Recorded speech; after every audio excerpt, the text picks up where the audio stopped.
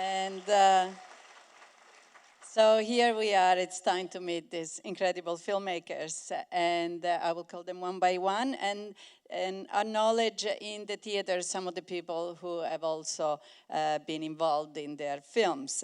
So I'd like to start with Ladj Ly, the director of Les Miserables, which is also, as you know, France's selection to the International Film Award at the Oscars.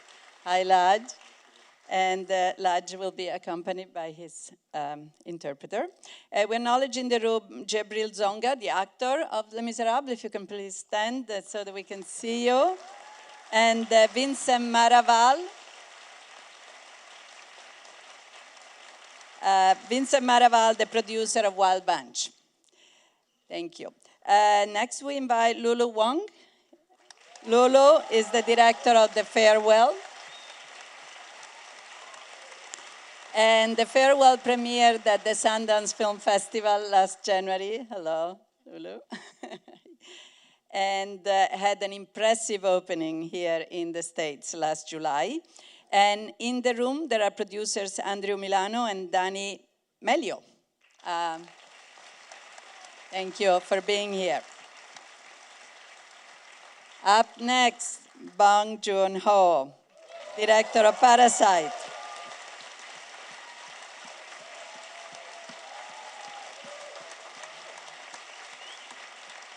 Hello, Director Bong. How are you? Parasite also is the Korean selection to the International Film Award at the Oscar, and the film at the Cannes Last Film Festival last year. Bong was the first Korean director to win the Palme d'Or. Congratulations. And in the theater is Sin A Kwak, producer of Parasite. Thank you for being here. From France, Céline Sciamma, director of Portrait of a Lady on Fire.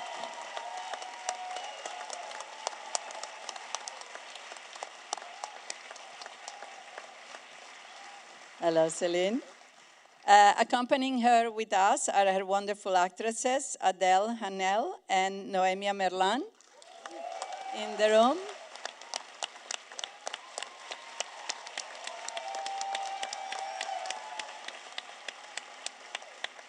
And the producer, Bénédicte Couvreur. Thank you for being here. And finally, from Spain, Pedro Almodóvar, director of Pain and Glory.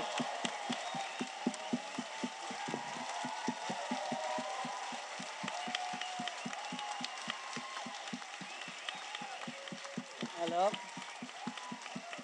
Pain and Glory is Spain's Oscar candidate for international feature film. And in the theater with us, we're very happy to welcome Antonio Banderas, the lead of the film, who just won the Best Actor Award for this film at the Cannes Film Festival. And also actor Fernando Iglesias, and producer Agustín Almodóvar. Thank you all for being here. Thank you for being with us. So these films this year, I've been thinking a lot about what links them together, what are the common traits. There are some. At the same time, they're such varied and different films. But it's also true that a lot of them tackled the issue of memory, but they're very personal. They're autobiographical in many ways.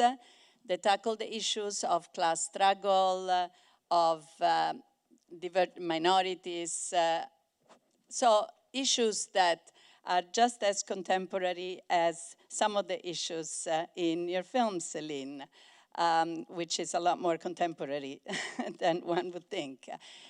So I'd like to start with you, Ladj. Your film is, you grew up in the neighborhood where you shot. In fact, the final scenes were shot, you say, in the building where you grew up. In that staircase, you give to us facts that you have witnessed throughout your life since you started then also, which probably led you to take a camera in your hands at 17 and start documenting these facts. So can you tell us about your experiences and what led you to this film? Bah déjà, bonsoir à tous, je suis très content d'être là et très fier de présenter mon film Les Misérables. Good evening, everyone. I'm very happy to be here and to present my film Les Misérables. Et donc mon premier film, c'est avant tout une histoire assez personnelle, c'est avant tout un témoignage que j'ai voulu apporter sur tout ce que j'ai pu vivre pendant plus de 20 ans sur ce territoire. So this film is a very personal film, and it's me bearing witness to everything that I've gone through for the last 20 years in the projects. Et donc tout ce que vous voyez dans le film, c'est des choses que j'ai vécues, tout est réel, tout est inspiré de vrais faits, de notre première séquence de Coupe du Monde jusqu'à la scène finale que j'ai vécue. Et il se trouve qu'elle s'est déroulée dans ma cage d'escalier à l'époque, et il se trouve qu'on a retourné dans cette même cage d'escalier pour être au plus près de la réalité. So everything that you see in the film, from the very beginning, from the World Cup to the end, this last scene in the stairway, all that I've lived growing up in the projects, and that stairway is exactly the same building that I used to live in, and that scene really took place in that particular stairway. So I wanted to go back to that reality. Et pour moi, c'est super important de témoigner de ce que vivent ces quartiers, parce que malheureusement, c'est des problèmes qui persistent depuis plus de 30 ans, mais on a l'impression que c'est des problèmes qu'on ne veut pas voir. Donc moi, avec ce film, c'est important de témoigner et de montrer à la face du monde ce qu'on peut vivre dans ces quartiers. So this film, for me, is really bearing witness to what is going on in the projects for the last 30 years that the world seems to be ignoring. So it's important for me to make this film that shows the reality of what's really going on. And Ladj, you said you invited Macron, in fact, to come and see the movie in the projects. Tell us about. Did he see it? Raconte-nous un peu l'histoire de Macron. Ah oui, l'histoire de Macron. Oui, c'est vrai que pendant le Festival de Cannes, j'avais lancé un appel aux politiques parce que j'estimais que mon film c'était un cri d'alarme. Donc j'ai demandé au président français qui voit le film. Finalement, il nous a proposé de venir à l'Élysée pour le faire voir. J'ai refusé l'invitation. J'ai proposé de venir à Montfermeil, dans mon quartier, pour voir le film. On n'a pas eu de retour, on a fini par lui envoyer un DVD. Et donc il a vu le film et il dit qu'il a été bouleversé et demande à ses ministres de trouver des solutions pour ces quartiers. So since the film came out in Cannes, I had put a call through to the president to let him know that he should come and see this film, and he did not see the film. And because for me it really was, like I said, bearing witness to what is going on in the projects for the longest time. And so after the festival, he invited me to come to Élysée, and I invited him to come to Montfermeil to come and see the film. He refused, so I refused to go to Élysée to show him the film. And eventually he saw a DVD of the film, and he was deeply moved by the film, and has decided to start taking action in what's going on in the projects. Thank you. Lulu, your film is also very autobiographical. You talk about your grandmother. Tell us about, how difficult it was even to keep the truth about the film that you were making from your grandmother. So for quite a while. So tell us about what led you to this film. Yes. First of all, thank you so much for having me here. This is quite a huge honor. Thank you for being here. So I started making this film because I couldn't not. I was having dreams after this happened to me. I was in China for about a week, and when I came back, every night I would just have memories of the set pieces, the scenes, the individual scenes in the film, and I was really driven by how conflicted I was between the value system and what I felt was very wrong, lying to my grandma, but also the love that I also felt. And so I was driven to make the film by the juxtaposition of love and joy with grief and being angry with my family, but on some level understanding it at the same time and just having a lot of questions and not having any answers for them. And the people in my life I would talk to, if I talked to my American friends, would have the American answer, and then my family, they would have the Chinese answer. And so I just felt very torn.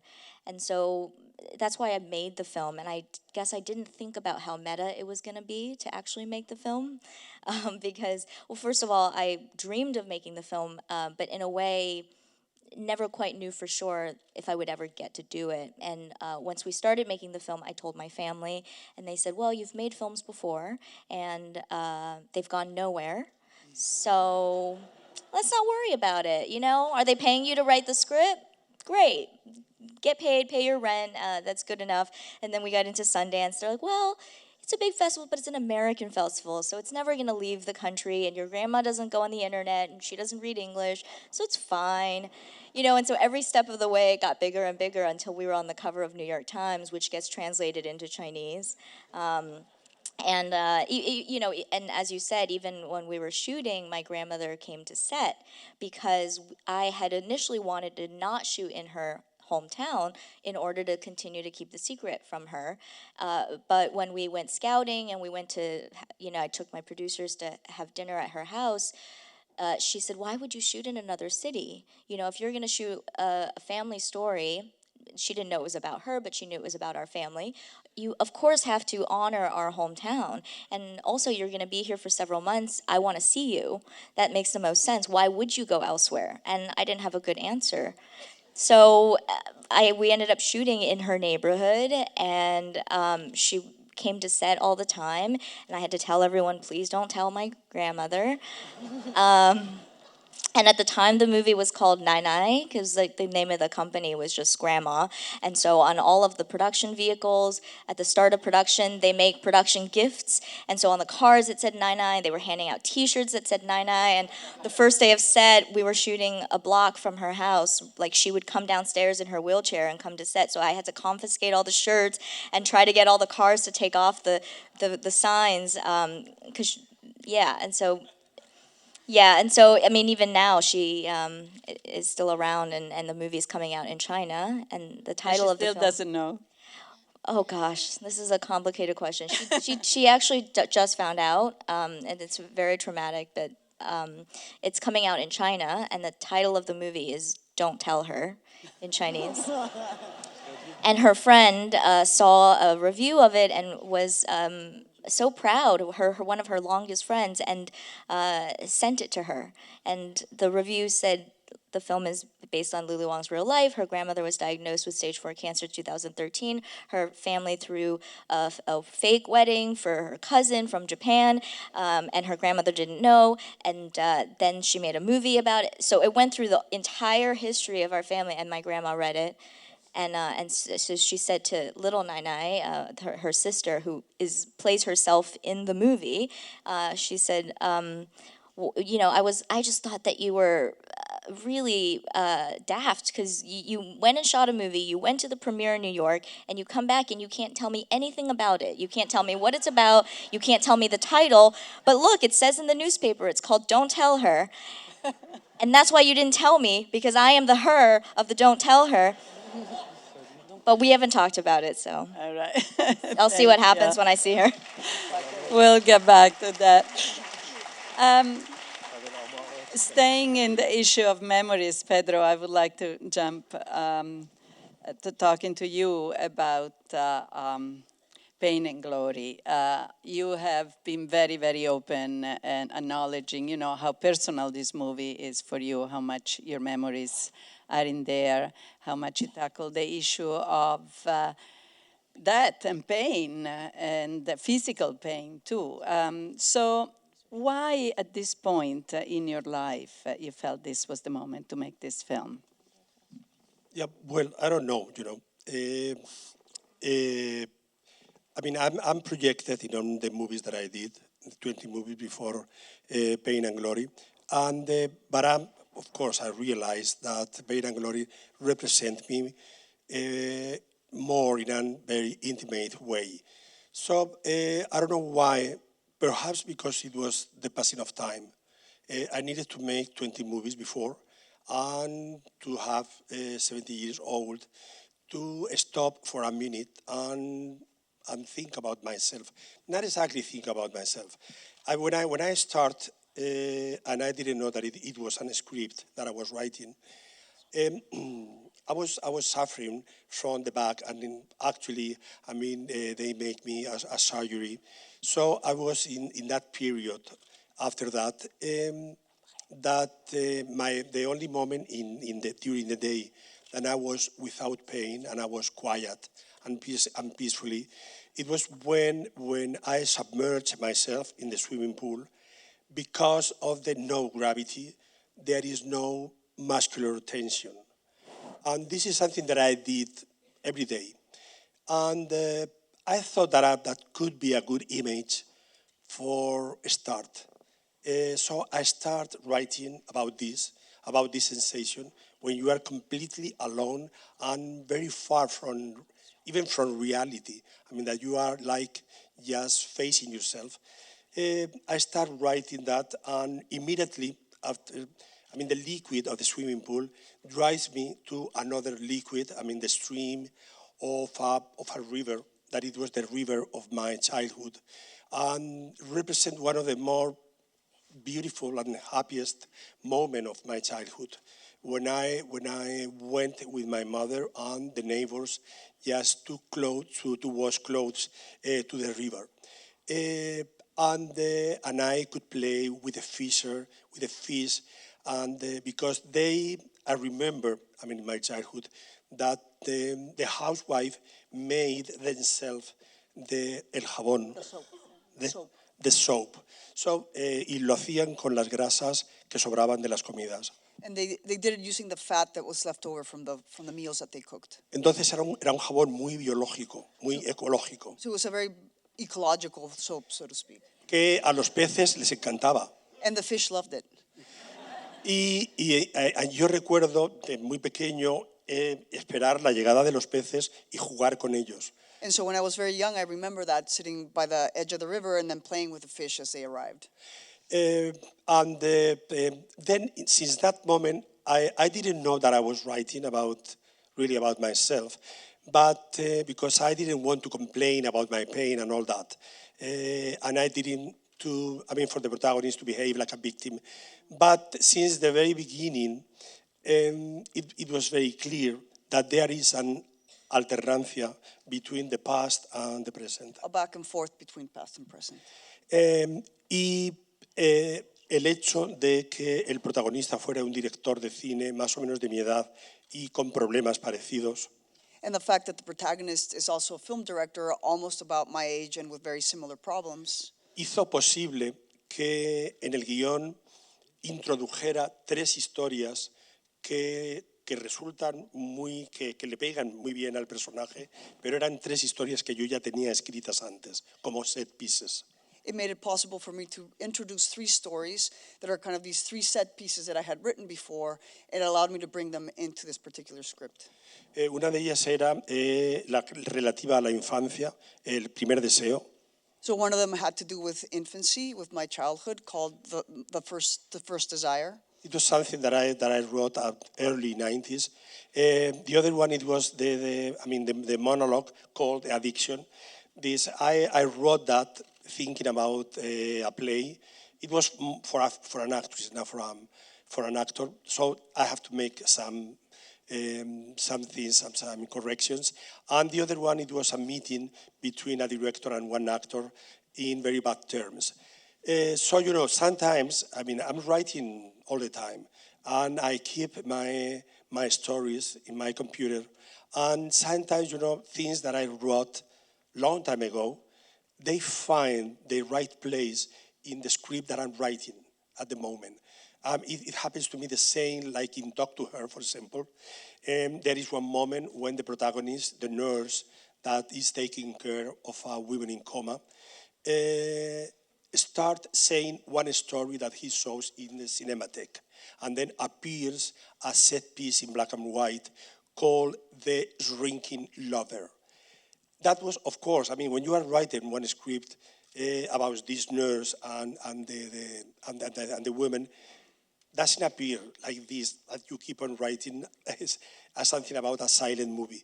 No, that was, I can use it because I have it before. So sometimes I mixed things that I wrote in other moment, but fit very well with the new movie. And, you know, I mean, at the beginning, of course, as I say at the beginning, I was inspired by myself. But there was a moment that I didn't, I mean, that there was a distance between me and the result of the script. And also, of course, I'm familiar with everything that happens in the movie, but not in first person. I mean, I made mine the memories of everyone around me. I mean, the memories of my brother, of my sisters, of my family, the friends that I live in the 80s and now. So I made all that remembers and memories mine, and I work about that. So, for example, I mean, in Spain, it's very usual to the people tell me in the street, oh, there is a moment when I don't see Antonio Banderas and I see you. So this is very flattering for Antonio because it means that really he was very impregnated by myself. But it's peculiar because he never imitates me. We talk about that at the beginning. I mean, this is the first time that I say that to one actor. I mean, Antonio, if you think that there is a moment that you have a problem and you have to imitate me, yes, you have my permission to do it. But no, he said that he preferred to do it by himself and with me, with my collaboration. So it is very, I mean, I'm always surprised because I didn't have the feeling that when I direct Antonio, I was him. I never had that. I mean, I was a director, Antonio was an actor, friend of mine, and I was telling him what I wanted. But even in my own family, I mean, the other day, for example, appeared one sequence of the movie, and my sister called me and told me, well, you know, now I see in the news a sequence when is you with mother in the corridor, and I didn't dare to say, it's not our mother. It's a character. So, I mean, but it's nice even that that many people think that it's a self-portrait 100%, but is not. But of course, I'm in every small image of the movie. Wow. Yeah. Céline, we were talking about art, and art certainly is an inspiration for your movie. And I'd like you to explore this concept and how different, although as we were mentioning before, how somehow some of the themes of the strong women, strong independent women, their bond, you know, comes throughout your films, you know, in girlhood, and and how you could use a period piece to make such a contemporary story. If you can talk about that. Well, hi, happy to be here also. I have no particular taste for period pieces. I didn't think, oh, I'm going to do this genre of cinema. And I feel like I'm not trying to be in dialogue with history of cinema, maybe because I'm a woman, so I will not belong to that history, so I'm not bothering. But actually, I think it's the films that should be contemporary. You know, a lot of films can look at contemporary subject not being contemporary forms. So it was actually even like a challenge to set this film back in time and not to be submerged. I don't know if that's the word. It is. Submerged by what can come with this idea of the period piece, more expertise and the fact that you're going to have to craft this whole world. Really try to, cinema is always a reconstitution. And maybe it's going to be the past, maybe it's going to be the present. You have to pick everything you put in the frame. So basically, I decided to do it as the same job as a contemporary film with more pressure. And also with the feeling that really you could do hyper cinema because you were going to be so accurate and you were going to choose everything that was in the frame. And that's why we decided to put not much, I must say. And the fact that we were talking about a lesbian love story and also the fact that we were talking about women artists at work, this is imaginaries that haven't been shown much on screen. So when you're going for something that hasn't been seen much, basically it definitely belongs to the present. It has to be made. So this dynamic between the present and the past was kind of a cool dynamic to write, and also was linked to what the film is telling about, because it's a love story, and it's the present of a love story. It's even a slow burn. It's about also a film about desire before even love, but it's also the memory of a love story. So it's also even the love story as a past. And I try to craft these two things. I don't know if I'm answering your question. But yeah, and to find contagion between those two layers, the memory of a love story and the present of a love story. And again, also in your case, how personal is this for you? Is this something you've been thinking about for a while?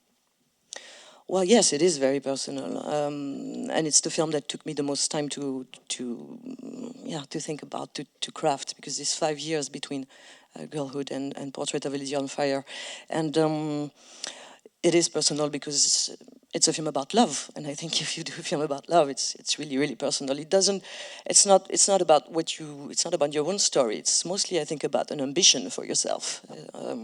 There's a strong intimate side of the film also because it's been written with Adele and Elle in mind, and we have had a very long and strong and moving relationship. So this is obvious, this is given. But even at that point, that was an ambition for ourselves more than actually a recollection or a memory of a love story.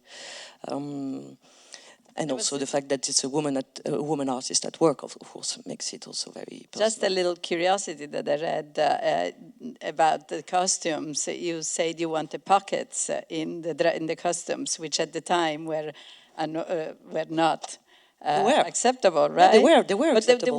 But they were not. Yep. Women were supposed to sort of not hide anything. Tell us about, why was it important for you to have that? Well, yeah, I really wanted the characters to have pockets because they were allowed at the time. 19th century then took off the pockets for women because 19th century took a lot of things for women. And we didn't get our pockets back. We didn't. We still have very small pockets, and you have big pockets. And this is men's trousers, are very, very big. I can basically like itch my fit. And it looks like a joke, but it is not. It is how, it's the intervention on the costume of women. It means like if we don't have pockets, you can't hide, because we shouldn't be hiding anything. Mostly we can't carry anything. So basically, I really wanted it. And everybody keeps saying, oh, it's anachronistic. It's an anachronistic silhouette. And it is not. And that's what's fun with period pieces. It's like we have this whole imaginary, but actually this is accurate. They had pockets. And with the actress Noémie Merlan, we had this whole thing where we would choose whether she would have pockets in her hands in her pockets. Sorry, and we would pick the right moments, and it was, I think, fun and important. Mm-hmm. Director Bong, in your films, thank you, Céline. From The Host and Ocha and Snowpiercer, and certainly in Parasite, you have been tackling the issues of the haves and the have-nots and how you live, different sides of society. And you also say that your films, especially the last three ones, or the ones I mentioned, Snowpiercer and Ocha, and this one, are about capitalism. So tell us about that and how how the story of Parasite developed in this respect. 뭐 자본주의라고 얘기하면 좀 너무 거창해지는데, 제가 뭐 사회과학자도 아니고 그냥 우리 일상에서 부딪히는 그냥 자본주의 얘기죠. 부자와 가난한 자들. 예. So when you talk about capitalism, it sounds so lofty, but I'm not a sociologist, I'm a filmmaker, and I'm really focusing on the capitalism that we encounter on a daily basis, the issues of rich and poor that surround us. 사실 뭐 양극화 얘기를 많이 하잖아요. 요즘 뭐 워낙 갭이 많이 벌어지고 근데 뭐 한국이나 미국이나 뭐 유럽 뭐 여러 나라들이나 다 비슷한 상황인 것 같은데 이 영화에서 그리고자 했던 건 사실 더 이제 더 큰 어떤 공포감. 예. So we often talk about this era being one of polarization and widening gap of rich and poor, and I think all countries all over the world are going through similar situations, but what this film really wanted to portray is a bigger fear. 그러니까 공포감 내지는 불안감 같은 건데 이게 과연 좋아질까? 이렇게 더 나빠질지도 모른다는 약간 무서움 있잖아. 나도 애를 키우는데 저 아들이 있는데 24살짜리 얘가 살아갈 미래도 어쩌면 혹시 더 나빠질지 모른다는 불안감 그런 느낌을 좀 영화에서 특히 영화의 라스트에 담으려고 했었고요. 예. So it's about this fear and anxiety on whether this can actually improve, this fear that things will only grow worse in the future. I have a 24-year-old son, and I wonder whether his future will be any better than the ones we are living right now. And that sort of anxiety about things growing worse, that's something that I really wanted to portray in this film, particularly with the last moments. 근데 이렇게 공포나 불안을 다루는데 영화는 또 되게 웃겨요. 코미디야. 그래서 왜 그런 거지 모르겠어요. 이게 참 만들다 보니까 참 이상하게 그렇게 되는데. 예. So it talks about this fear and anxiety, but the film is actually very funny. It's a comedy, and even I myself wondered why that was the case as I was making it. It's quite strange. 홍보 담당자들이 항상 물어봐서 좀 힘들어요. 뭐 감독님 이게 장르가 뭐예요? 모르겠어요. 근데 그분들 항상 힘들게 하는데 누군가가 그냥 나 자체가 장르다라고 말해주는 사람이 이제 가끔 있는데 그런 사람을 만나면 제일 기쁘죠. So the marketing team always has a difficult time because they would ask me what genre my film is, and I would just say, I don't know. So they always have a difficult time with my films, and sometimes people will comment on how the genre of my films are just me, myself, and that's the comment that really pleases me the most.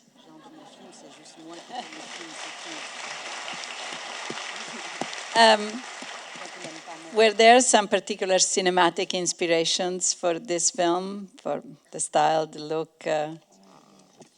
뭐 그 여러분 아실지 모르겠는데 이제 한국의 김기영 감독이라는 마스터가 있는데 그 하우스메이드라는 영화 이제 마틴 스콜세지 감독님이 그거를 이제 파운데이션에서 복원해 가지고 이제 상영도 하고 그랬었는데 그 영화에 보면 그것도 이제 그 중상류층 가정 얘기예요.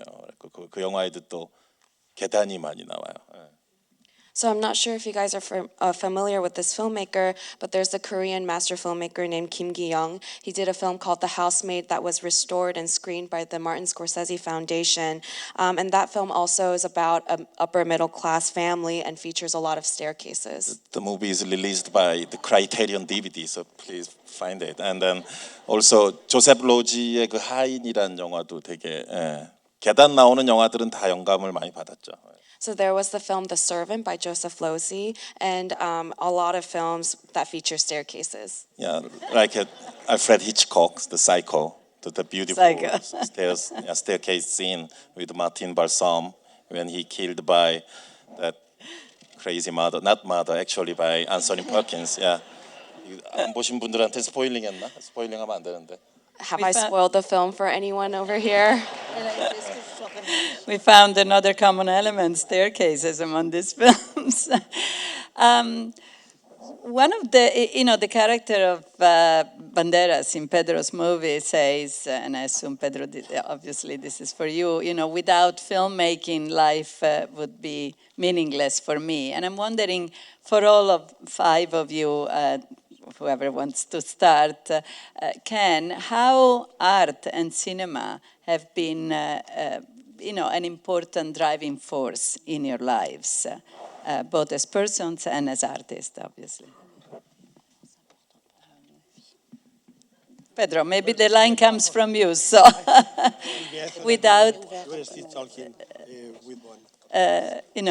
filmmaking, life is meaningless, you said. Was art and cinema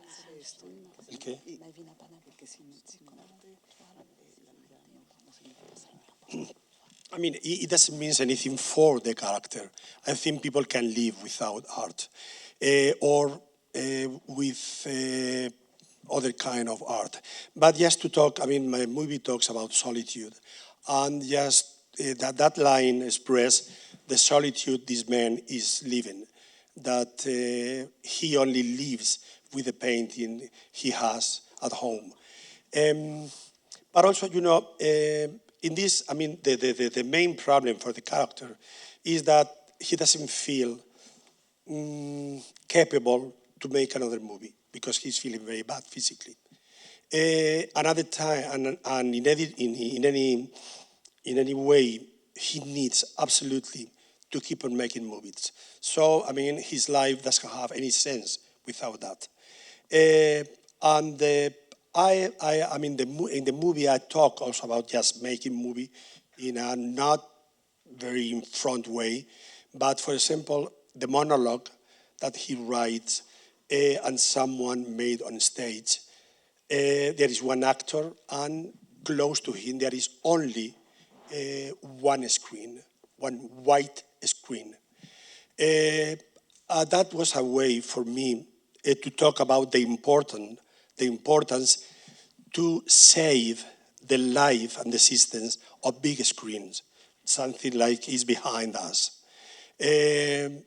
I mean, this is very contemporary subject issue, but I mean, we know that people are watching more fiction than ever, but not in a big screen, but in many other surfaces, a tablet, a mobile, the TV home.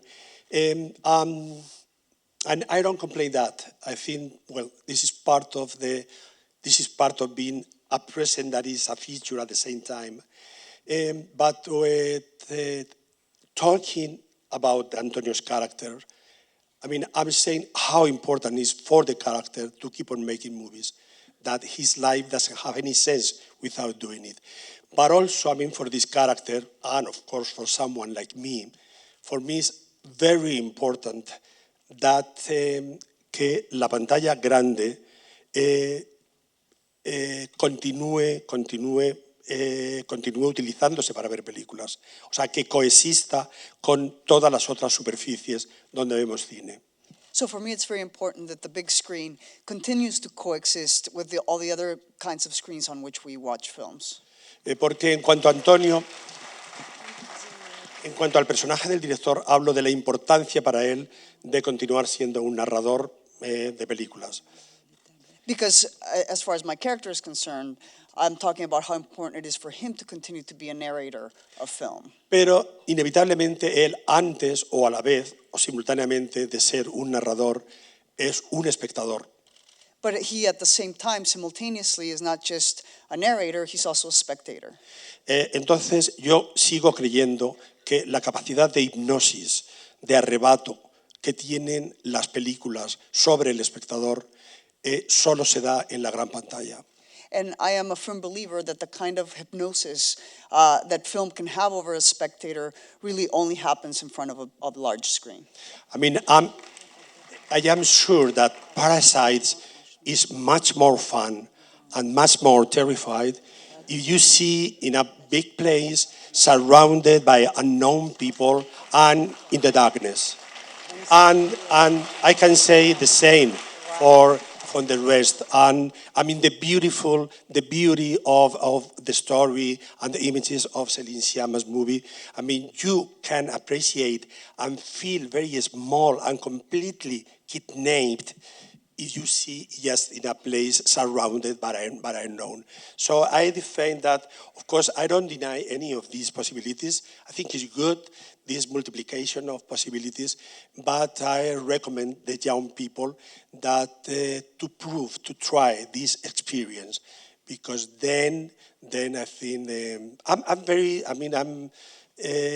concerned about that in Spain, for example, not here, but in Spain they are canceling screens of theaters every day. There are big places, como decía, una comarca. Like large townships? Yeah, that there is not a single screen. So, you know, I mean, for someone like me, I cannot conceive one life, one childhood, one, I mean, also to be young, to develop, and to discover also yourself without the presence of a big screen. So I'm very concerned about that because in Spain, at least in Spain, is a big, big, big problem that you don't have in France. Because you, in France, you are much more conscious about the importance of cinema in general and to the big screen.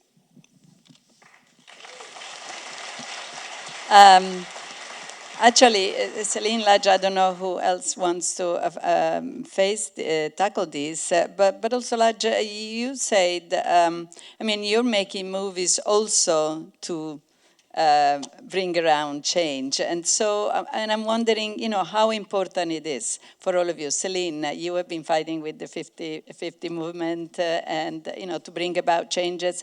Are we starting to see that? And Ladj, are films, in fact, an important tool in making this? Pour moi, bien sûr, c'est un outil tellement important. Moi, quand je dis, j'ai découvert ma première caméra, j'avais 17 ans, et je trouve que depuis, je témoigne, je continue à filmer, et j'espère continuer à le faire, parce que là, voilà, j'ai fait Les Misérables, qui est un premier volet, mais il y a 2 autres volets qui vont suivre, donc je vais continuer à témoigner et à parler de ces territoires, et j'estime que c'est important. Parce que souvent, on parle de films de banlieue, mais les films de banlieue, il n'y en a pas tant que ça, donc c'est important que ce genre de film existe. So for me, it's extremely important because ever since I was 17, I've been making films. I bought my first camera at 17, and it's of vital importance to continue to bear witness to what's happening in the projects, because we talk about it and we say there are films that exist around the projects, but there aren't that many. So I have to continue making films, and so Les Misérables is part of a first trilogy. I'm going to continue to keep talking about the same subjects in that specific area, but for me, it's of vital importance to make films. Et pour moi, c'est aussi important, parce que j'estime que le cinéma, c'est un milieu qui est assez fermé, qui est difficile d'accès. D'ailleurs, c'est pour ça qu'on a créé une première école, une école de cinéma qui est ouverte à tous, gratuite, sans condition de diplôme, donc tout le monde peut s'inscrire. Donc c'est une seconde étape, et là, on ouvre des écoles en Afrique, mais pas que, on essaie d'ouvrir des écoles dans différentes parties du monde, parce que j'estime que c'est important de former cette nouvelle génération à tous ces métiers du cinéma et de leur donner la chance et l'opportunité de pouvoir raconter leur histoire. It's not only important for me, but it's also important for me to give training to other budding filmmakers. And that's why I created a film school in the projects where we offer film classes to everyone.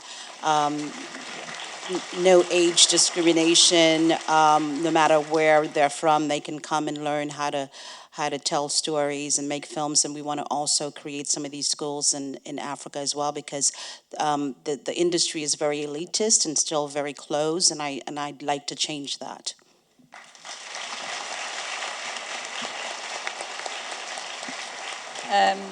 Lulu and Céline, I can't help but asking, in fact, and we're very proud to have, by the way, out of 5 films, 2 directed by women in this group of nominations. That's as Hollywood for Press, we're really, really proud of that. And, you know, so tell us, Lulu, this is your 2nd film, Céline, it's your 4th. Is it getting easier? And is it going to get easier? And Lulu, I heard that you're also having a major star in your new, you know, you're going to be working with Nicole Kidman in a series. So are things moving? It's hard to say, you know, big picture-wise. For sure, this film has opened up many paths for me and many friends as well. I've had many people come up to me and say that as producers, they've been pitched the next Farewell, or that as a producer, they're looking for the Farewell. And but, you know, I'm a little cynical about all of that, because I think everybody wants to jump on board of something that is successful. And whether or not people really want to take the risk that my producers took to make this film, as unprecedented, an American film that's going to premiere at an American film festival, that's 85% in Mandarin, as well as distributors, A24, to actually buy a film like this and figure out how to market it. And it's challenging, with so many people in America. The myth is that they don't want to read subtitles, and so there are many barriers. And I want to say also to what Pedro Almodóvar was saying about the importance of the cinematic experience. I think what I learned, this was truly a learning experience for me as a filmmaker this year, was having a film like The Farewell in the theaters was completely game-changing, because we got an offer from a big streaming service, and it would have been great to have the money and have it screen worldwide, but so many people, because this film is actually about differences, two different cultures, people who love each other but have differences, and how do you learn to agree? How do you love and disagree in a respectful way? How do you learn to have disagreements with grace? And so many people told me when they went to see the movie in a theater, if they were Chinese American, Asian American, they were very moved, and both by the story but also just by seeing themselves on screen. But they really thought to themselves as they were watching the film, there's no way that non-Chinese people, non-Asian people are ever going to understand the film because it is so specific. But then they looked around after the movie finished, and it was like 80%, white Americans, people who didn't speak, and they were crying and they were laughing.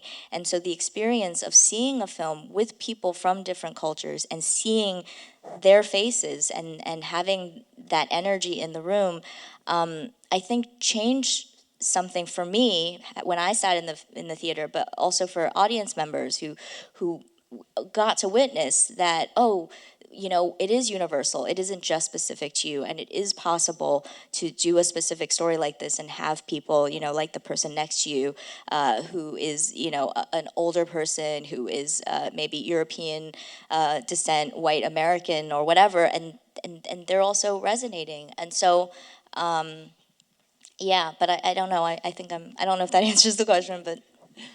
Céline, what about you?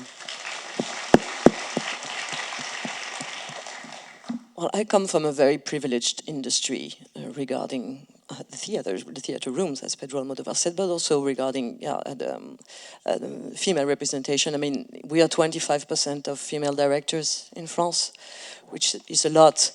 But no, wait for it. That figure has been steady for 20, 30 years. And, I think we are privileged, really, really privileged, and that's why we should be the first activists, actually.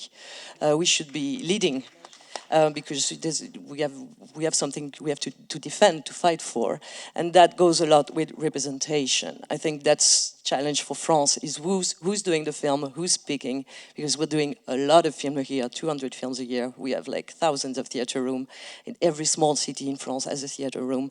So we should, but we are going through a crisis also because of course of the platforms, or the fact that we are not having the youth in the room, and that goes with what stories are we telling and who's telling the film. Ladj Ly's film has been the darling of the French box office. He's done 1.6 million tickets, and I think he has the youth.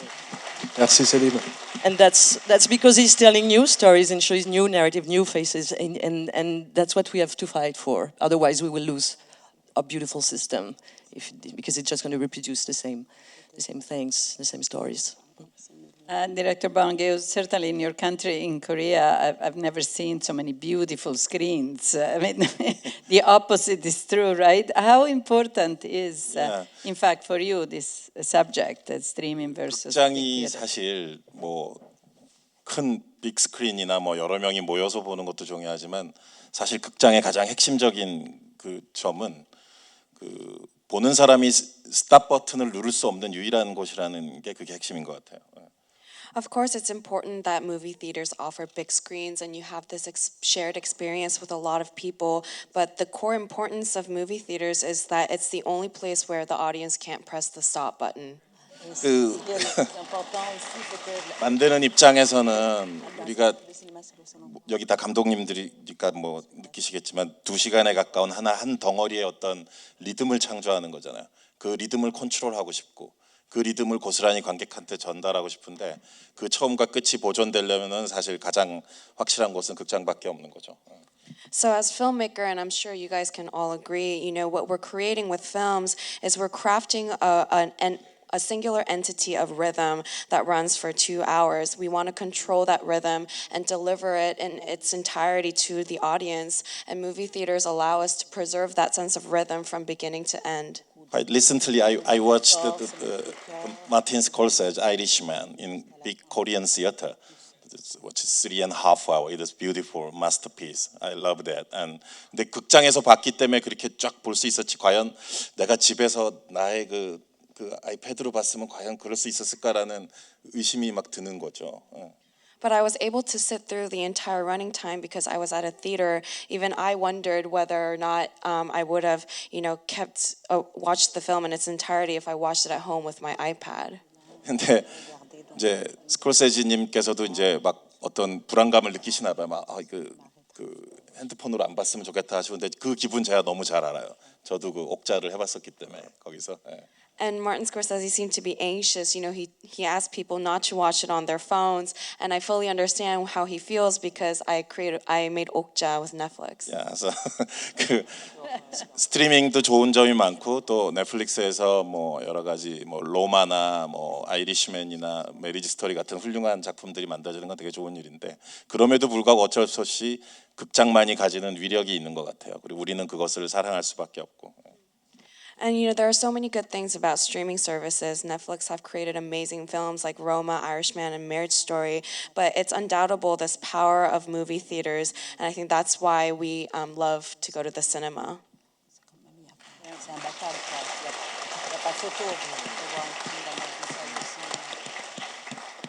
And Director Bong, I wanted to bring you again a little bit through the trajectory of your films from The Host, which was also a metaphor of, you know, a big country bullying a smaller country, to this one. How important are, in fact, the social and political elements throughout your films? I mean, it's, you know, even in all your films.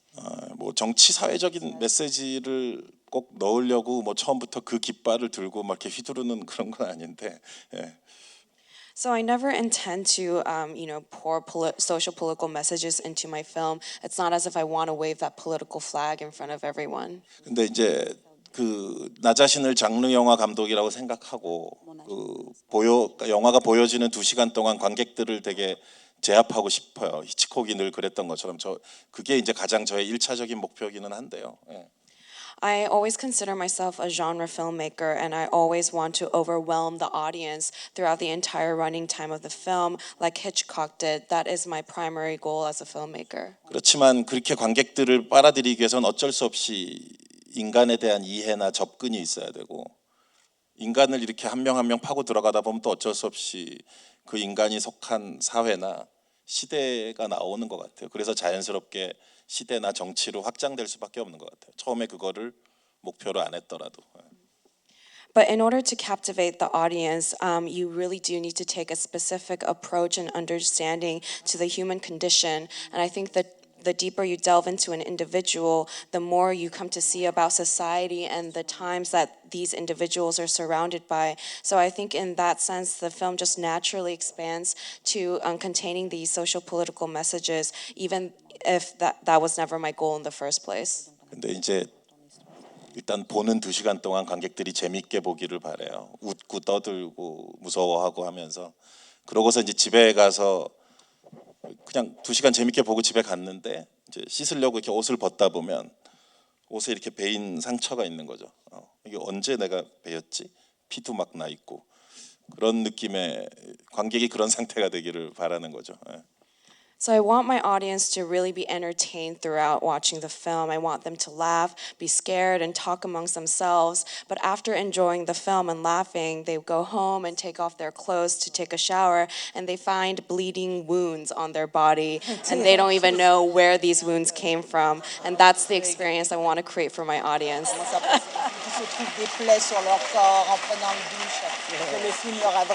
That's pretty nasty.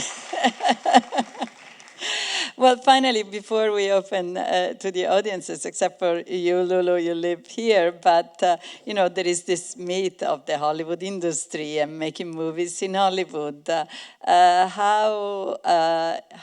Is this a desire, a wish you ever think about it? I mean, I know some of you have obviously been dealing within the Hollywood industry, but if any of you want to talk about, being here and shooting in America. Me? For example, whoever wants to start, yeah. And then we'll start. Well, I think my English is not enough really to work here. But besides that, I made 21 movies. Almost all of them, I made it with my own production company, which is very small in Spain, but that I can really decide for the movie that I want to do and to write about. And I am completely independent and completely free in every sense. This is the only way that I know or that I have to face a movie. So it seems to me, this is not that I'm criticizing Hollywood, but I know the production system here is very different. I'm involved in every small detail that appears in the screen. I'm a nightmare, for example, for the production designer, because I am correcting everything, I'm putting new things. Because really I take care of the chair, of the color of the clothes, of the acting, but of everything. And it seems to me, when I hear my fellows American directors talking about the way they have to work, it's not that. It's not at all that. And it's not a question of power, but they have to listen at least to 15 people before taking a decision. And this is as simple as, I don't know how to work like that. Las películas, al menos desde mi punto de vista, para ser coherentes, necesitan una visión, una única visión. In my opinion, movies, in order to be coherent, need a singular vision, one vision. Todo lo demás, lo único que consigue es confundir al actor. Everything else really only brings confusion to the actor. Y además de atentar continuamente con la libertad de elección del director. And it also, of course, mines the director's own freedom of choice. Naturalmente hay otros modos de trabajar. Estoy hablando del cine de autor. And of course, there's different ways to work. I'm speaking specifically of auteur cinema. Pero en mi caso, este es el modo en que yo trabajo en España y tengo la impresión de que para mí es el mejor modo de trabajar. And that's just the way that I work in Spain, and I just have the sense that it's the best way for me to work. Es una pena porque hay muchísimos actores y actrices americanos con los que adoraría trabajar. And it's really a shame because there's a lot of actors and actresses here in the US which I would love to work with. Y debería hacer que mi inglés progresara para que esa posibilidad existiera. And it would help if my English got better so that I could actually make that happen. But anyway, even if I made a movie in English, I think I will look for finance in other place. And in my situation, I can get it. And we have a wonderful experience co-producing with France. And I think this is the best way for me just to finance the movie in any language. But anyway, many times I was tempted to do it. I remember and just to finish one time, that Larry McMurtry, the novelist and screenwriter, called me to direct Brokeback Mountain.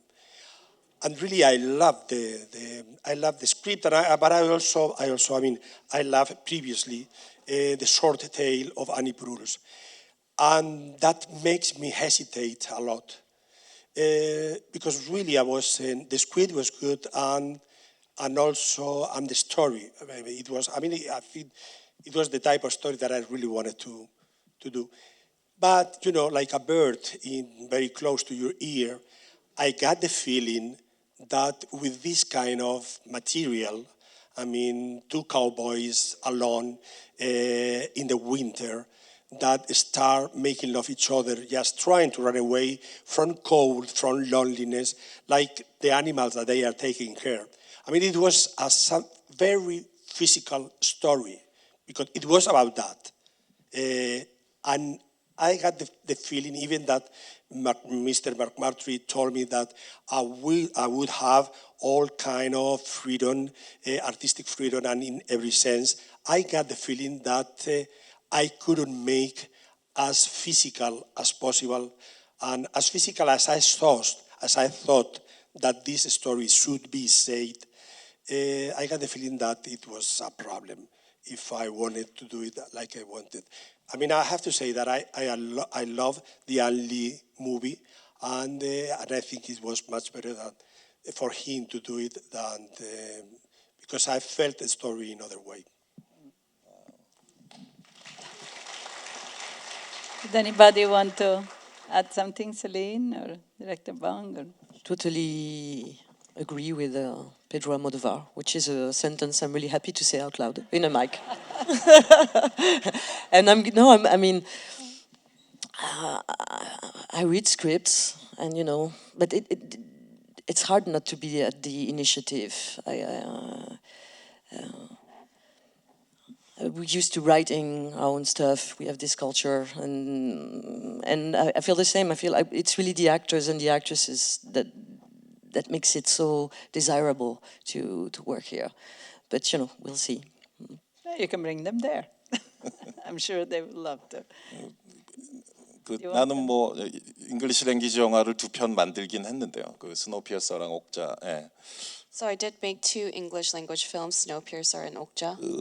스노우피어서는 사실 이제 투자는 파이낸싱은 한국 회사에서 한 거라서 국적 자체는 한국으로 분류돼 있는데 어쨌든 영어 잉글리시 랭귀지 배우들이 나오긴 하죠. 근데 이제 그게 스토리 자체가 이제 달리는 기차의 인류의 생존자들이 있는 거라서 그거를 꼭 남북한 사람들로만 채워서 할 수는 없기에 인류의 생존자니까 자연스럽게 그런 인터내셔널한 캐스팅을 하게 된 거였고. 예.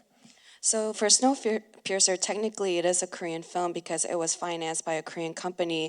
It just features English language, English-speaking actors. But the story itself demanded this international cast because it's about humanity's last survivors on a running train. We couldn't just fit Koreans, North Koreans and South Koreans into that train of last survivors of mankind. So the story really demanded it. In case of Okja, it's financed by Netflix, the American company, but actually it's all mixed. The half of the location in South Korea, the other half is Manhattan, New York, and also actors also mixed, Korean actors and English language actors. So it's a very strange mixture of the 국적과 이게 어떻게 구분해야 될지 모르겠어요. 이상하게 뒤섞인 하이브리드 영화인데. 예. So it's quite difficult to define the nationality of that film. It's a strange hybrid of various cultures. 어쨌든 그 2편의 영화를 하고 나서 다시 이제 패러사이트 기생충에 했을 때 되게 편안하고 행복하고 더 집중할 수 있었던 건 사실이에요. 근데 그게 외국에 갔다가 내가 다시 돌아왔다 이런 느낌보다는 그 영화의 사이즈 때문인 것 같아요. 스케일. 예. So I made these 2 English language films and came back to a Korean language one with Parasite, and it was a very comfortable and happy process. I was able to take a very focused approach to making this film, but I don't think that was because I came back to Korea after having worked in America. It was really more about the scale of the production. 예산이 작을수록 행복한 것 같아요. I think the smaller my budget is, the happier I am.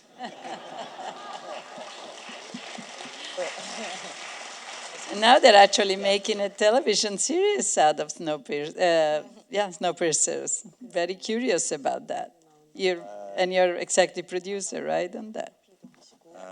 그냥 그 방영되면 재밌게 보려고 기다리고 있어요. I'm waiting for it to air. I'm sure I'll enjoy it.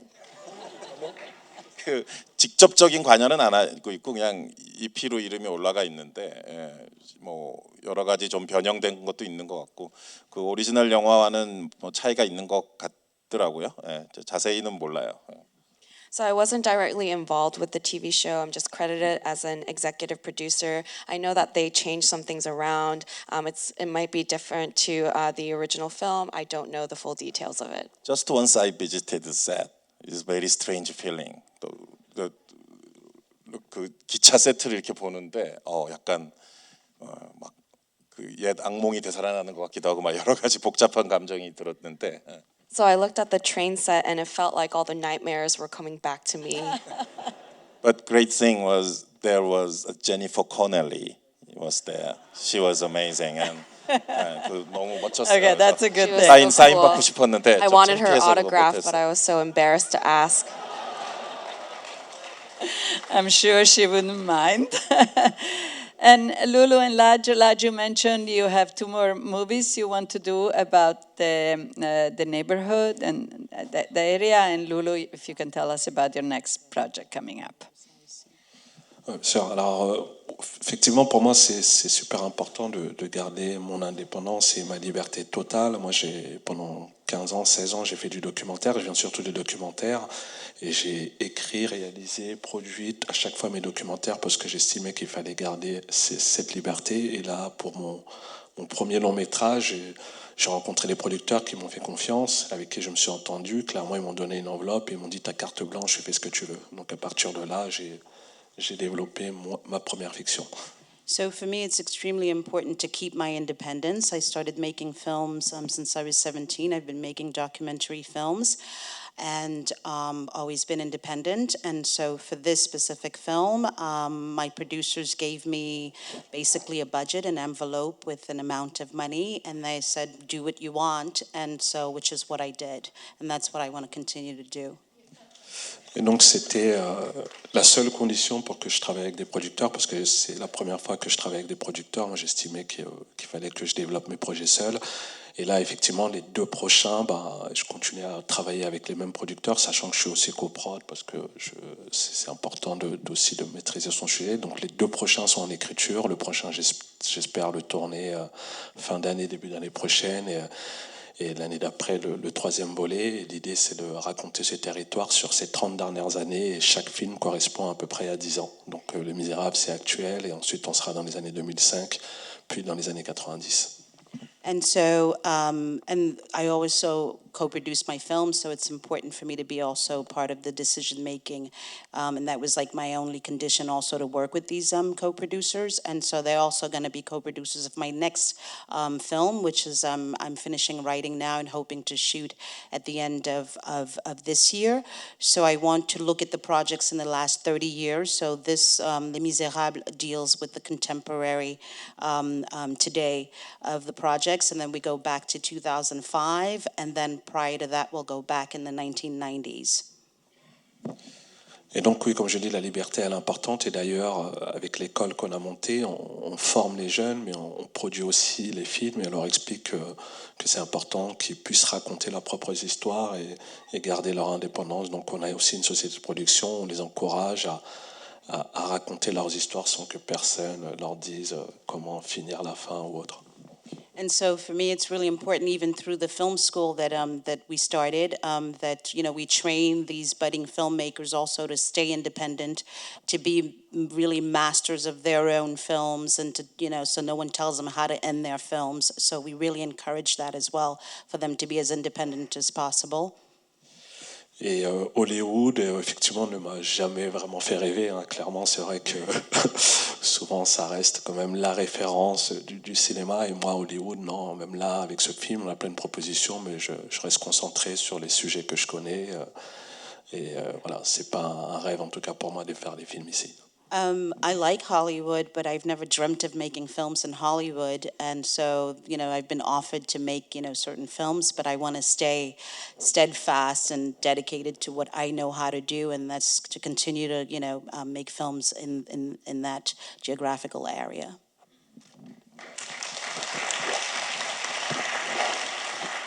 Lulu?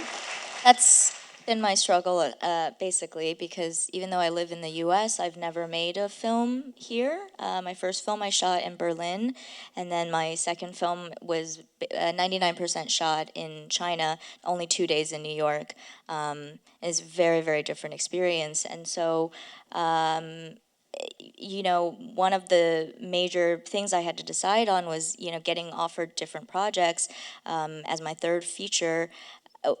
I could go make a studio film. I could go potentially make a superhero movie.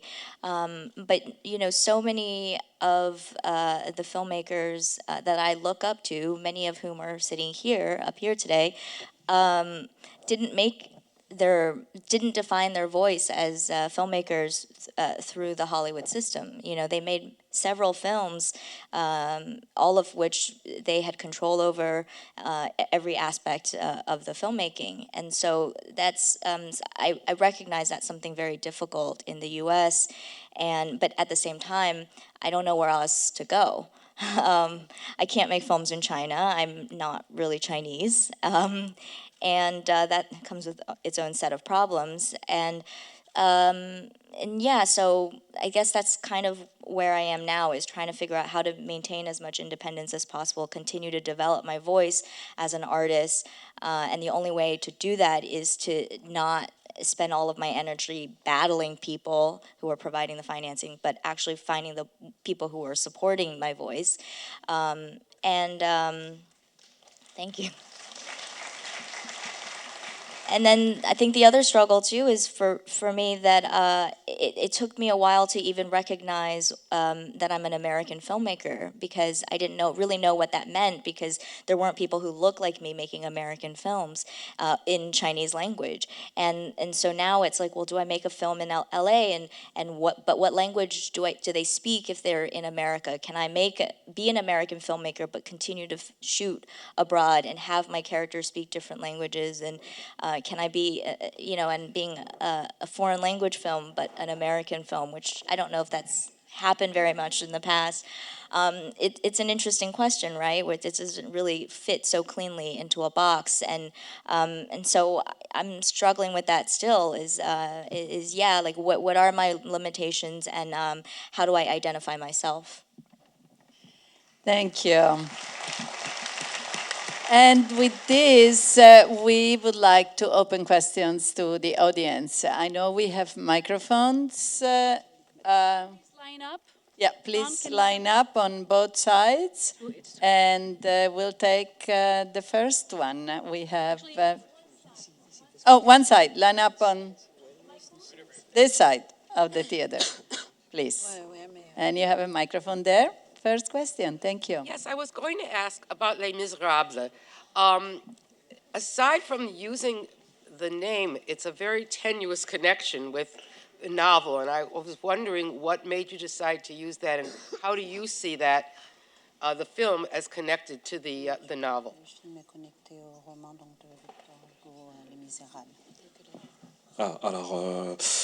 C'était avant tout un clin d'œil que j'ai voulu faire au roman de Victor Hugo. Hein. C'est pas du tout une adaptation. Il se trouve que j'habite Montfermeil. Il se trouve que le film se déroule à Montfermeil. Il se trouve aussi qu'une partie du roman de Victor Hugo se déroule à Montfermeil. Aujourd'hui encore, on a la fontaine Jean Valjean, la maison des Thénardier. Donc on a un rapport très particulier avec cette histoire depuis gamin. Donc c'était un clin d'œil que j'ai voulu faire. Et il se trouve que la misère est toujours présente plus d'un siècle et demi plus tard sur ce même territoire. Donc voilà, ça faisait sens. I was not trying to make an adaptation of the novel. I was really paying homage to Victor Hugo, because part of the novel, Les Misérables, takes place in Montfermeil, which is where the projects are. And so basically it was to talk about misery, and that misery still remains today. Merci. Pedro will be right back, so don't worry. Hello. So my question is not for him, so that's fortunate. My question is about Parasite. I mean, really a remarkable film. I'm just wondering, so obviously it takes place in South Korea, so it's about your country, but I'm wondering to what extent you had the US in mind, to a certain extent, because there are references in the movie to various aspects of American culture. For example, there are references to American Indians. There's references to institutions and universities in this country, and also with the flood scene. It actually did remind me of certain natural disasters that we've had in this country. For example, like Hurricane Katrina and so on. So I'm wondering if these were associations that you had, and if you have a kind of commentary on that. 한국에도 홍수가 꽤 나요. Floods are pretty common in Korea as well.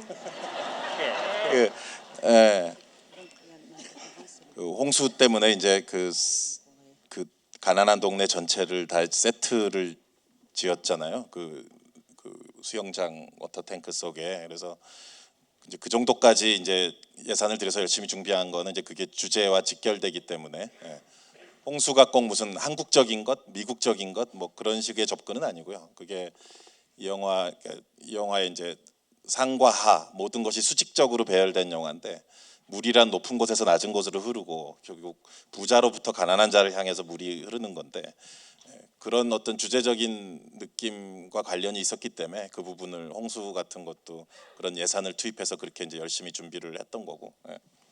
So because of the flood sequence, we built the entire poor neighborhood in a water tank. And the reason we poured in so much of our budget and energy to creating that set was because it's very directly tied to the overall theme of this movie. You know, the flood sequence wasn't really a reference to Korea or the US. It was more about how in this film, everything is aligned vertically from top to bottom. Water flows from top to bottom, like how water flows only from the rich neighborhood to the poor neighborhood in this film. So it was very important how directly intertwined it was with the theme of this film. 찍을 때 뭐 무슨 미국 US 오디언스, 그러니까 뭐 미국 관객을 의식하거나 이런 것은 없었고 그냥 오랜만에 한국어로 찍는데 한국 관객들끼리 보면서 킥킥거릴 수 있으면 좋겠다. 뭐 이런 정도의 간단한 생각만 있었는데 막상 찍고서 이제 칸느 영화제, 뭐 토론토, 뉴욕 막 틀다 보니까 사람들 반응이 다 와 이건 우리 동네 얘기인 것 같아. 미국 얘기 미국에도 적용될 수 있어. 또 뭐 영국 관객은 와가지고 뭐 영화 잘 봤는데 뭐 이거 런던을 배경으로 해도 될 것 같아. 뭐 그러니까 다들 그런 식으로 받아들이는 거예요. 그래서 왜 그러지? 그래서 뭐 그러니까 나라로 구분하는 것보다는 우리가 살고 있는 이 자본주의라는 시대 자체가 다 똑같기 때문에 결국 다 똑같이 받아들일 수밖에 없는 스토리인가? 뭐 이런 결론을 생각하게 되더라고요. So when I was creating this film, I didn't really have the US in mind. It was my first Korean film in a while, so I thought to make a film that really Korean audiences could enjoy and laugh about it amongst themselves.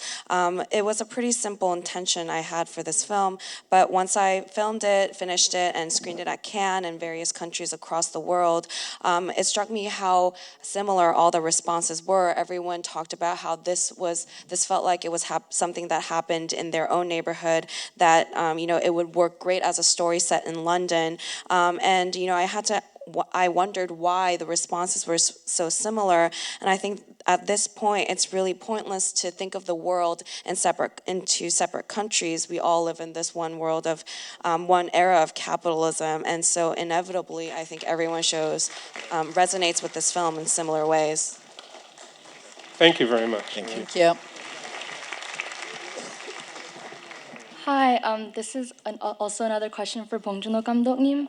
I was wondering, like you just said before, that you didn't really think about the U.S. while you're making the film. But I was wondering if you took into consideration kind of like Korean Americans, because I feel like I can speak for my parents, but they came from Korea to America to quote unquote like escape the difficult social and economic troubles in Korea. And so I was wondering if you kind of thought about the different perceptions that Korean Americans versus Koreans living in Korea had about the film. Thank you.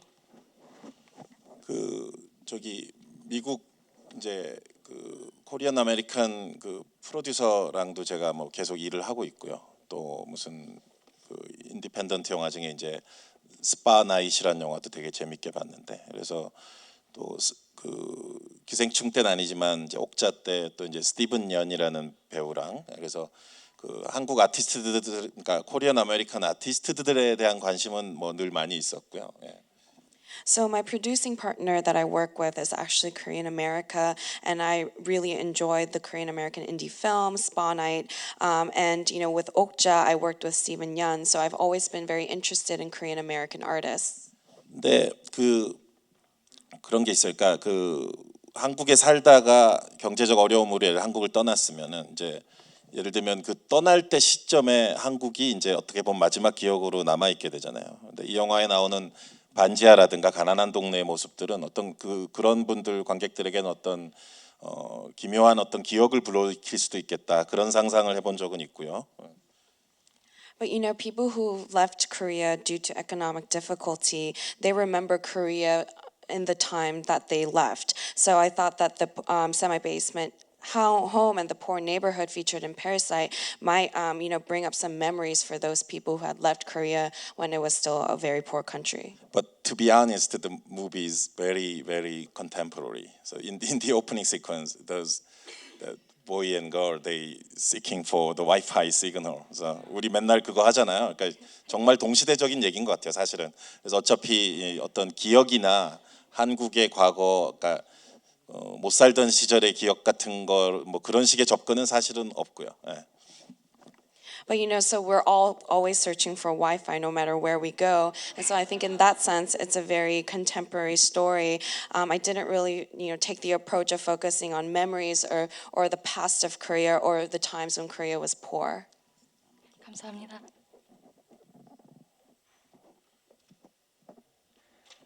Hi, this one is for Pedro. When watching Pain and Glory, I was shocked. I felt it was the first movie of yours that didn't contain melodrama, that was just pure drama. Was there a different approach to writing this movie than to the other ones, or did you look at different sources?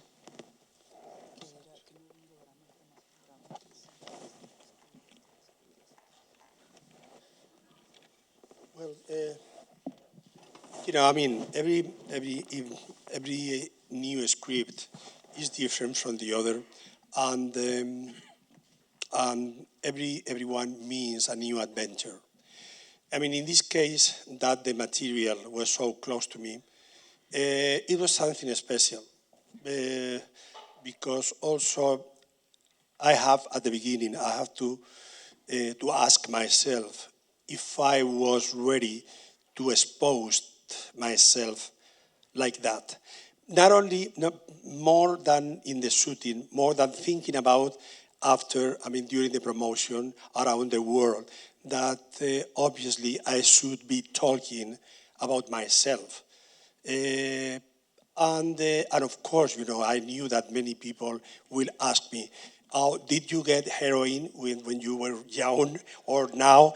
And of course, I don't mind this kind of question, And I tell you that I'm always sincere. Not the answer is no. But anyway, it doesn't matter. I mean, I think the spectator has the right to understand the movies in their own way, because it doesn't matter our intention. A movie, and I think this is wonderful about movies in general, that a movie can be 1,000 different movies, depending on the 1,000 point of view of the 1,000 different people, and all of them are included in the movie. But answering about if that was more, no, it was not more difficult.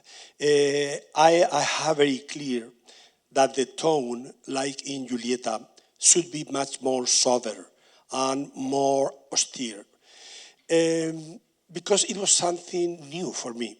I am a Baroque person, so this process started in Julieta, the former movie, and with the material of Alice Munro. Then I thought that the best way to approach that material, it was with a kind of sobriety that I didn't experience before. And I was fascinated about that. And also just to tell this story, which is so close, and I didn't want to sound like autocomplaciente or victimario or quejumbroso. I didn't want to sound self-pleasing or like I was complaining too much about myself. Creo que para contar esta historia lo mejor era hacerlo con la mayor sencillez. In order to be able to tell the story, I really thought that the best way to do it was with the utmost simplicity. Y la sencillez no es algo que sea más fácil que lo contrario. And simplicity is not necessarily easier. Pero para mí era una novedad y como tal la he abrazado. But for me, it was something new, and I embraced it as such. Pero como te he dicho antes, lo que me preocupaba y podía ser problemático era la sensación de tener que estar respondiendo a lo largo de un año acerca de mí mismo. But really what I was the most worried about was the fact that I knew that then for another year after I finished shooting the film, I was going to have to be answering questions about myself. Pero llevo exactamente un año haciéndolo y debo decir que no es nada malo. Es como ir al psiquiatra durante un año y a diferentes psiquiatras de todo el mundo. But it's been a year, and it actually has not been a bad thing. It's sort of like going to the psychiatrist. I've been going to the psychiatrist, all different kinds of psychiatrists around the world. Thank you. Congratulations to all the nominees. I'm so happy I don't have to select the winner. All fantastic films. My question is for Pedro. Oftentimes when I hear people talk about the latest movie, they'll say, have you seen this movie or that movie? But when it comes to your films, it's like an original. There's a certain sense of you being singular as an auteur, because people will say, have you seen the new Almodóvar film? So did you originally have any directors that were an inspiration to you, or your inspiration comes from where for your films?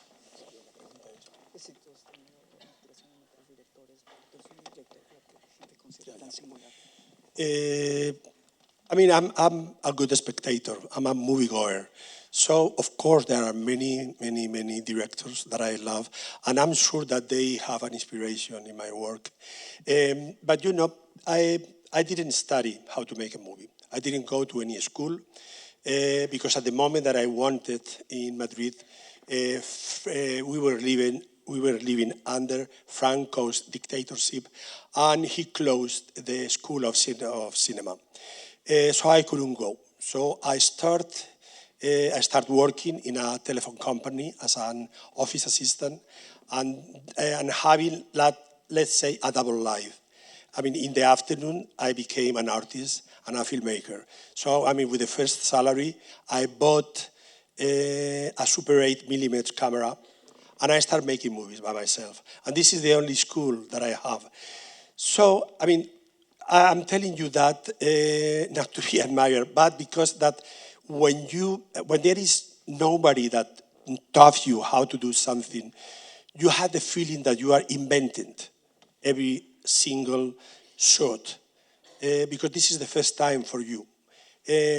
But of course, I mean, I have a big influence from many directors that I have in my mind that I love them. I mean, for example, I think it's very difficult to be a director and not to have a kind of influence of Alfred Hitchcock, for example. Also, you know, I mean, just for the part of Europe that I was born, I also had a very big influence, or I don't know if it's obvious or not, from the Italian neorealism and the French New Wave, and also the English free cinema of the 60s. But you know, in my movies, there is always many reference to other movies. At sometimes, you know, when I see one movie, I think that experience belongs to me. So, and this is part of my life and part of the material that I can write about. And for example, in Talon Aiguille, in High Heels, there is a sequence where Victoria Abril, the character of Victoria Abril, talking with her mother, said, "Did you see Otensnara by Bergman?" And the mother is like that. And Victoria, in an incredible way, start talking about one sequence where Ingrid Bergman listened Lee Bullman to play a Chopin sonata. And after that, Ingrid Bergman said, "Okay, it was wonderful, but, better you do like this." And it was very humiliating. Well, I'm not going to tell you to tell all the story of the sonata, but sometimes, the movies just not only inspire me, that my characters talk about themselves, and they explain themselves about the movies they was watching. Some character in my movies, they are directors, but the characters of my movies go to the cinema and also talks about the cinema. There are many more than Bergman. Rossellini was also in one of them. Nicholas Ray was in Women Universe for Frames Breakdown. There is, there is a lot of other directors and other movies inside my own movies. Thank you. Thank you. Well, what can I say? Merci, cherche, kamsamida, gracias. Thank you very much for this really good group of people here together today, for all of you coming. And break a leg tomorrow at the Golden Globes. Please, everybody be there and watch it. Thank you. Thank you. Thank you.